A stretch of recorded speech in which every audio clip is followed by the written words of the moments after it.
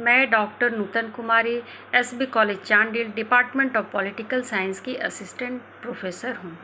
आज मैं UG semester 3 GE एवं डीएससी में न्यायिक सक्रियतावाद पर अपना व्याख्यान प्रस्तुत कर रही हूँ। न्यायिक सक्रियता का अर्थ है न्यायालय द्वारा किसी समाज की बदलती हुई परिस्थितियों के साथ कानून का समंजन करना, अर्थात संविधान एवं कानून का इस प्रकार व्याख्या करना जिससे लोक कल्याण एवं सामाजिक आर्थिक विकास का मार्ग संभव हो सके। लोकतंत्र एक श्रेष्ठ शासन व्यवस्था है और न्यायपूर्ण परिस्थिति इसकी पूर्व शर्त है। वस्तुतः आदर्श लोकतांत्रिक समाज में मानव जीवन के समस्त पहलुओं में न्याय और समानता होनी चाहिए। संभवतः इसीलिए कोई भी शासन व्यवस्था स्वयं को अलोकतांत्रिक कहलाने का साहस नहीं कर पाती। भारतीय संविधान द्वारा लोकतांत्रिक शासन पद्धति के अंतर्गत जहां एक ओर ब्रिटेन के अनुरूप संसदीय शासन प्रणाली की स्थापना की, वहीं अमेरिकी व्यवस्था का अनुसरण करते हुए संघात्मक प्रणाली को जगह दी। संसदीय व्यवस्था के लक्षण संसदीय सर्वोच्चता के साथ ही संघीय व्यवस्था के तत्व न्यायिक सर्वोच्चता का अद्भुत समन्वय भारतीय राज्य व्यवस्था में देखने को मिलता है। संसदीय व्यवस्था के कारण शासन के अंगों व्यवस्थापिका कार्यपालिका में घनिष्ठ संबंध को देखते हुए न्यायपालिका को सशक्त एवं स्वतंत्र बनाया गया, जिसे वह इन अंगों की स्वतंत्रता पर लगाम लगा सके। इसलिए उसे न्यायिक पुनर्विलोकन की शक्ति प्रदान की गई। न्यायिक सक्रियता न्यायिक पुनर्विलोकन से आगे का चरण है, जिससे व्यवस्था में निहित गतिशीलता, शासन की कमजोरियां एवं दोषों तथा बदलती हुई परिस्थितियों ने जन्म दिया है। वस्तुतः न्यायिक सक्रियता न्यायिक पुनर्विलोकन की शक्ति का ही नवीन एवं विस्तारित स्वरूप है। न्यायिक सक्रियता को परिभाषित करते हुए कहा जा सकता है कि संविधान, कानून और अपने दायित्वों के प्रसंग में कानूनी व्यवस्था से आगे बढ़कर आर्थिक, सामाजिक परिस्थितियों और सामाजिक आर्थिक न्याय की जरूरत को ध्यान में रखते हुए संविधान और कानून की रचनात्मक व्याख्या करते हुए जनसाधारण के हितों की रक्षा के लिए निरंतर प्रयत्नशील रहना। संक्षेप में कहा जा सकता है कि न्यायिक सक्रियता न्यायालय को निषेधात्मक भूमिका, विधियों के उल्लंघन को रोकना या उल्लंघनकर्ता को दंडित करना से आगे ले जाकर जनहित संपादन की सकारात्मक भूमिका में ला खड़ा करता है। भारत में न्यायपालिका के कर्तव्य संविधान के व्याख्याकार, मूल अधिकारों के रक्षक, केंद्र राज्य के मध्यस्थ और विधियों के वैधता के परीक्षक के रूप में दर्शित होते हैं, जिसके परिशीलन में यह संलग्न भी रही है। आज न्यायपालिका मुखर व सक्रिय रूप से सामने आई है। अपनी परंपरागत भूमिका से आगे बढ़कर उसने कल्याणकारी राज्य के सजग प्रहरी के भांति कार्य करते हुए संविधान एवं कानूनों की रचनात्मक व्याख्या की है। अब वह एक अनुदारवादी न्यायालय के स्थान पर प्रगतिशील दृष्टिकोण वाले न्यायालय का रूप करता जा रहा है। वह व्यक्तिगत हितों के संरक्षक के साथ साथ सामाजिक हित के संरक्षक के रूप में सक्रिय भूमिका का निर्वाह करने लगा है। न्यायिक सक्रियता के विविध पक्षों के अंतर्गत पारंपरिक वादों से भिन्न लोकहितवाद अथवा जनहितकारी वादों को मान्यता देना, सरकारी स्वेच्छाचारिता नियंत्रण, कानूनी के न्याय साथ साथ सामाजिक न्याय पर बल दिया गया। न्यायिक सक्रियता के प्रमुख पक्ष जनहितवाद के अंतर्गत सर्वोच्च न्यायालय ने गरीबों, वंचितों, विचाराधीन बंदियों, स्त्रियों, बंधुआ और असंगठित मजदूरों, अनुसूचित जातियों, जनजातियों, दलितों आदि की समरूपता को प्रकार्य में उन्हें समर्थन प्रदान करने में सक्रिय भूमिका निभाने की पहल की है। अनेक मामलों में सर्वोच्च न्यायालय ने फीस और रीट प्रस्तुत करने तथा वकीलों के मदद के बिना भी याचिकाएं विचारार्थ स्वीकार की है। जैसा कि जस्टिस भगवती ने कहा भी है कि कोई व्यक्ति पत्र लिखकर भी न्यायालय से उपचार मांग सकता है, उसे रीट पिटीशन की तकनीकी बारीकियों का पालन करना आवश्यक नहीं होगा। इस जनहितवाद के सिद्धांत को मान्यता प्रदान की गई कि कोई व्यक्ति किसी ऐसे समूह अथवा वर्ग की ओर से वाद दायर कर सकता है जिसे उसके कानूनी अथवा संवैधानिक अधिकारों से वंचित कर दिया गया है।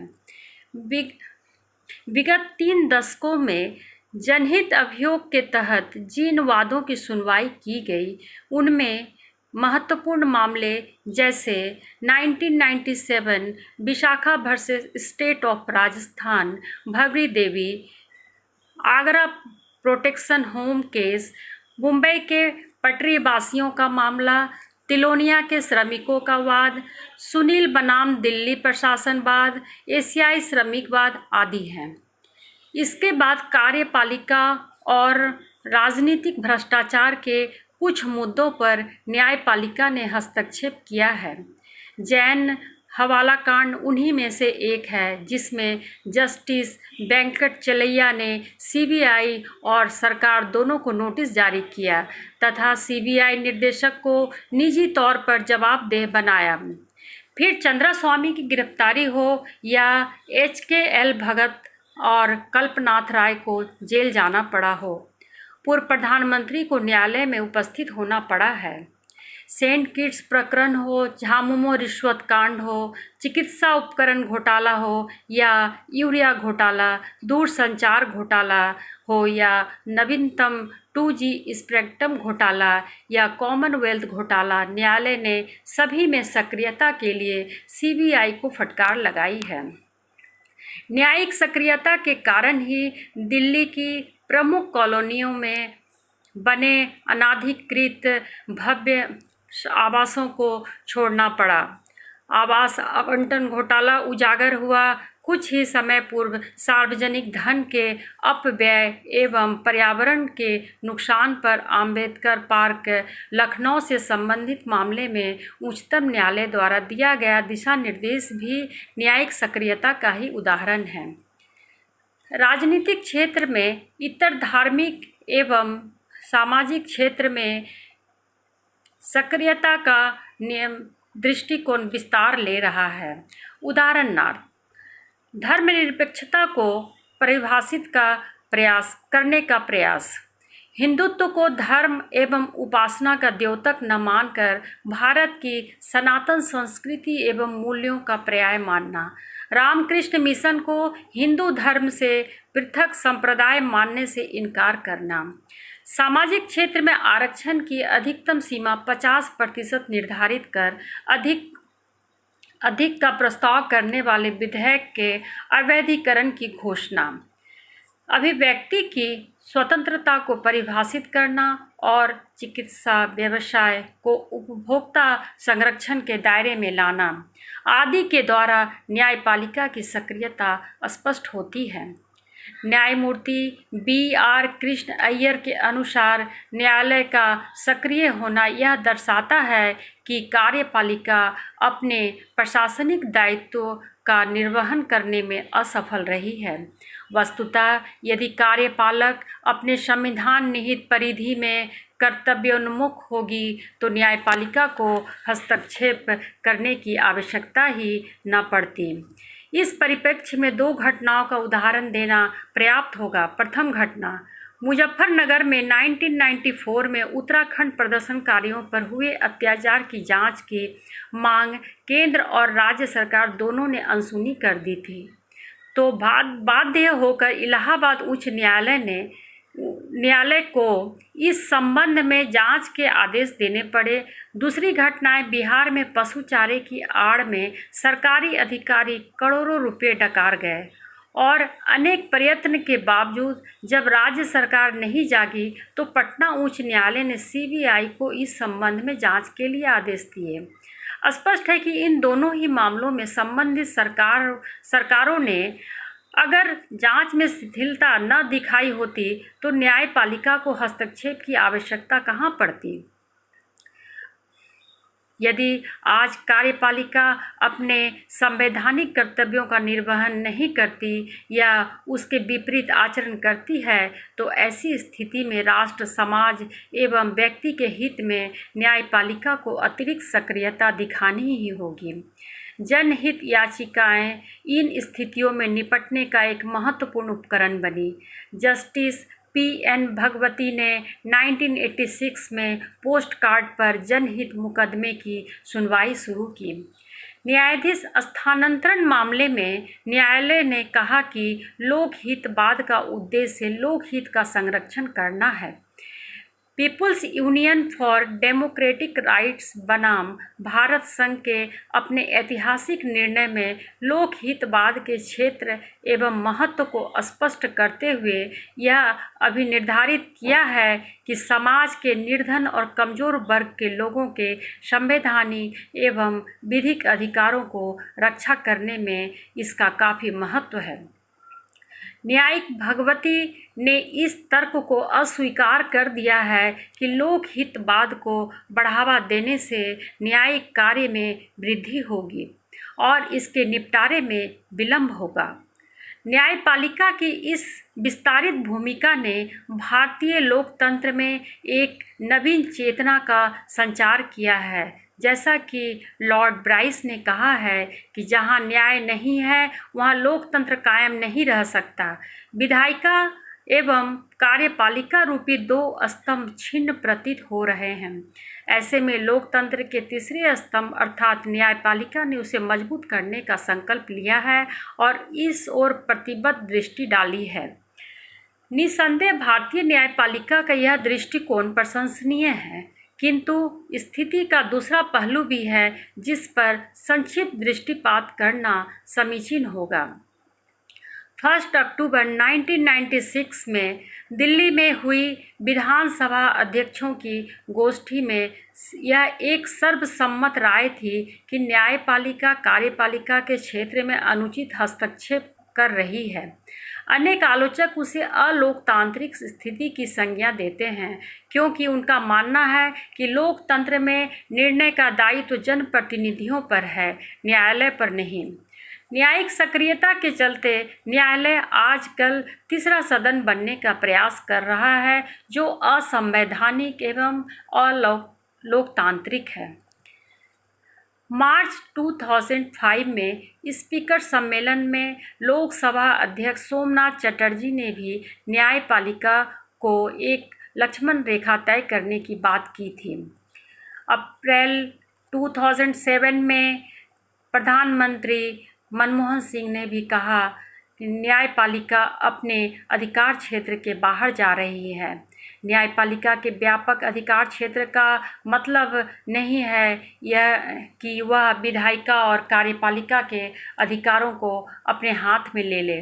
वस्तुतः इस प्रकार के तर्क एवं आरोप अतार्किक एवं निराधार हैं क्योंकि संविधान ने न्यायपालिका को विधायिका के विधानों एवं कार्यपालिका के निर्णयों की समीक्षा का अधिकार दिया है। इसके अलावा आज विधायिका एवं कार्यपालिका में बैठे लोग राजनीतिक कारणों से नागरिक एवं सामाजिक समस्याओं के प्रति असंवेदनशील है। जन सामान्य के लिए लोकहितवाद के माध्यम से न्यायिक सक्रियता एक वरदान साबित हुई है। यद्यपि जनहित याचिकाओं के कुछ दुरुपयोग भी सामने आए हैं, किंतु हमें यह नहीं भूलना चाहिए कि इसने न्याय को प्रजातांत्रिक व सर्वसुलभ बनाया है। आउटलुक नामक पत्रिका द्वारा किए गए सर्वेक्षण से यह स्पष्ट हो चुका है कि देश की 87% जनता आज न्यायालयों की कार्यप्रणाली से संतुष्ट है। अतः लोकतांत्रिक व्यवस्था का आग्रह यही है कि जनता के अभिमत को मान्यता दी जाए। समय और व्यवस्था की मांग रही है कि न्यायिक सक्रियतावाद की प्रवृत्ति मर्यादित एवं रचनात्मक रहनी चाहिए। न्यायपालिका के लिए भी एक सीमा रेखा की जरूरत है। देश में लोकतंत्र की स्थिरता एवं समुन्नति हेतु शासन के तीनों अंगों का प्रबुद्ध होना पूर्व शर्त है। उन्हें अपने दायित्वों पर सजगता से निर्वहन करते हुए एक दूसरे के कार्यों में अनावश्यक हस्तक्षेप से बचना चाहिए। न्यायिक सक्रियता का उभरता दौर। 3 मार्च 2011 को सुप्रीम कोर्ट ने देश के इतिहास में पहली बार भारत सरकार द्वारा नियुक्त केंद्रीय सतर्कता आयोग CBC PG थॉमस को पद से बेदखल कर दिया। इस तरह सरकार द्वारा नियुक्त अवैध था। 4 जुलाई 2011 को सुप्रीम कोर्ट ने काले धन की जांच की मंद गति से सरकार को फटकारा एवं SIT का गठन किया। सितंबर 2012 में कोयला घोटाले के संदर्भ में RM लोधा की टिप्पणी की CBI पिंजड़े में बंद तोते की तरह है जो अपने मालिक का राग अलापती है। इसके अलावा उपभोक्ता संरक्षण कानून 2017 में सबरीमाला मंदिर में महिलाओं के प्रवेश, 2018 में दायर जनहित याचिका में हजरत निजामुद्दीन औलिया दरगाह में महिलाओं के प्रवेश, 2019 में सिटीजन अमेंडमेंट एक्ट प्रमुख है। नमस्कार। इस तरह मैं आज अपनी व्याख्यान यहाँ समाप्त कर रही हूँ। नेक्स्ट क्लास में नया टॉपिक लेके फिर से आपके पास आऊँगी।